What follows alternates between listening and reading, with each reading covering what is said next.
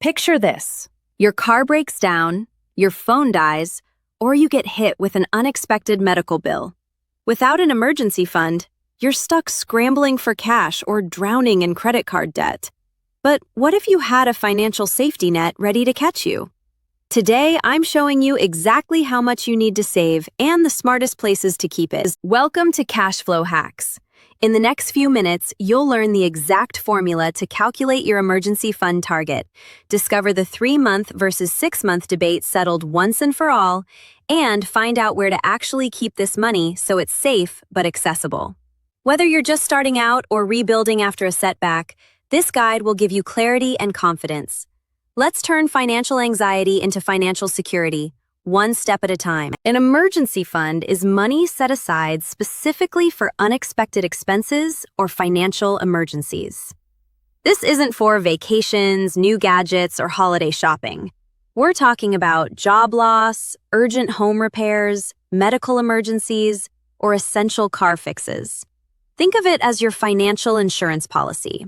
It sits there quietly, giving you peace of mind and protecting you from going into debt when life throws curveballs. The key is keeping it separate from your everyday spending money, so you're not tempted to dip into it for non-emergencies. Here's your first action step. Figure out your true monthly expenses. Grab your bank statements from the last 3 months and add up everything you spend. Include rent or mortgage, utilities, groceries, insurance, transportation, minimum debt payments, and basic necessities. Don't include luxuries or discretionary spending for this calculation. Let's say your essentials total $4,000 per month. Write that number down. This is your baseline, the foundation for your emergency fund target. Knowing this number is empowering because now you have a clear goal instead of guessing. Now let's answer the big question. How much should you save? The standard recommendation is 3 to 6 months of expenses. If your job is stable, you're in a 2-income household, or you have good disability insurance, 3 months might be enough. That's $12,000 if your monthly expenses are $4,000.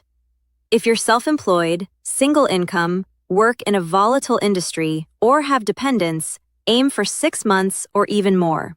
That would be $24,000 in our example. Start with a mini goal of $1,000, then build to 1 month and keep going. Progress beats perfection. Where you keep your emergency fund matters just as much as how much you save. You need 3 things: safety, liquidity, and at least some growth. A high-yield savings account is your best bet. These accounts are FDIC insured up to $250,000, meaning your money is protected. They offer much better interest rates than regular savings accounts, often above 4% right now. You can access your money within 1 to 3 business days. Avoid keeping it in your checking account where you'll spend it, or in the stock market where it could lose value right when you need it most. Let's talk about where not to stash your emergency fund. First, avoid regular checking accounts. The temptation to spend is too high, and you earn basically 0 interest. Second, skip investing it in stocks, index funds, or crypto. Emergency funds need to be stable and liquid, not riding market roller coasters. Third, don't keep large amounts as cash under your mattress. It's not insured, doesn't grow, and could be lost or stolen. Finally, avoid accounts with withdrawal penalties or limits. You need fast access when emergencies strike. Keep it simple, safe, and separate. Let me walk you through a realistic example. Meet Sarah. She earns $50,000 per year after taxes, and her monthly essential expenses are $3,000. She decides to build a 4-month emergency fund, so her target is $12,000. She opens a high-yield savings account earning 4.2%. Sarah sets up an automatic transfer of $500 per month from her checking to her emergency fund. In 24 months, she hits her goal. Now she sleeps better, knowing she's covered if something unexpected happens. Simple, steady, strategic. Here's the secret weapon for actually building your fund: automation. Most people fail because they try to save whatever's left at the end of the month. And spoiler alert, there's usually nothing left. Instead, treat your emergency fund like a bill. Set up an automatic transfer the day after your paycheck hits. Even if it's just $50 or $100 to start, automate it. You won't miss what you don't see. As you get raises or pay off debts, increase that automatic amount. This one habit removes willpower from the equation and makes saving effortless. Your future self will thank you. Let's cover the biggest mistakes people make with emergency funds. Mistake 1. Never starting because the target feels too big. Remember, $1,000 is infinitely better than zero. Start small. Mistake 2. Dipping into it for non-emergencies like sales or vacations. Be honest about what qualifies as urgent. Mistake 3. Stopping contributions once you hit your goal. Life changes, expenses rise, so revisit your target annually. Mistake 4. Keeping it somewhere too accessible or too risky. Find that sweet spot of safe and liquid. Avoid these traps and you'll stay on track. So when should you actually tap into your emergency fund?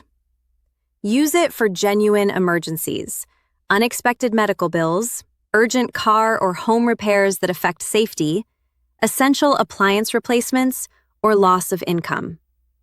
Ask yourself, is this unexpected, necessary, and urgent? If the answer is yes to all three, go ahead and use the fund. That's literally what it's for. After you use it, pause other financial goals temporarily and prioritize rebuilding it as fast as possible. Don't feel guilty for using it correctly. It's doing its job by protecting you from debt and stress. Let's recap what we covered today. First, calculate your monthly essential expenses. Second, set a target of 3 to 6 months based on your situation. Third, open a high-yield savings account that's safe and accessible. Fourth, automate your contributions so saving happens without thinking. And fifth, protect your fund by only using it for real emergencies. Your action step right now? Open that high-yield savings account today and schedule your first automatic transfer. Even $25 is a start. This is educational content, not personal financial advice, so adjust these strategies to fit your unique situation. You just took a major step toward financial security. If you found this helpful, hit that subscribe button and turn on notifications so you never miss a cash flow hack. We're building a community of people taking control of their money, one smart decision at a time.